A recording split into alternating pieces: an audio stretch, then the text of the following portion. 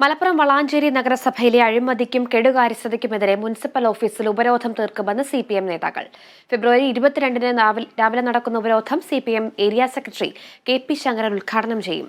നഗരസഭയിലെ കുടിവെള്ള പ്രശ്നത്തിന് ശാശ്വത പരിഹാരം കാണണമെന്നും തെരുവ് വിളക്കുകൾ പുനഃസ്ഥാപിക്കണമെന്നും പൊതുശ്മശാനത്തിന് സ്ഥലം കണ്ടെത്തണമെന്നും CPM നേതാക്കൾ ആവശ്യപ്പെട്ടു.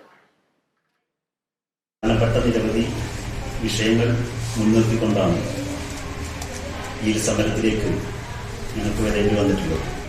ഏറ്റവും രൂക്ഷമായ പ്രശ്നം നിൽക്കുന്നത് മുനിസിപ്പൽ ഓഫീസിനകത്തുള്ള കെടുകാര്യസ്ഥതയും അഴിമതിയും, അതുപോലെ തന്നെ സർട്ടിഫിക്കറ്റുകൾ സമയബന്ധിതമായി ആളുകൾക്ക് ലഭിക്കുന്നതിൽ വരുന്ന കാലതാമസവും, അതുപോലെ കുടിവെള്ള പദ്ധതി അമർന്ന് ജലധാര എന്നൊക്കെ പറയാന്നല്ലാതെ പടിഞ്ഞാറും കിഴക്കും 2 കുടിവെള്ള പദ്ധതി ഇതേ പോകുന്നുണ്ട് വാട്ടർ അതോറിറ്റി. അതൊന്ന് എക്സ്റ്റൻഷൻ കൊടുക്കാൻ വേണ്ടി പ്രമേയം പാസാക്കി. അതുപോലെ പൊതുശ്മശാനം നിരവധി വർഷങ്ങളായി വളാഞ്ചേരിയിലെ ജനങ്ങൾ ആവശ്യപ്പെടുന്ന ഒന്നാണ്.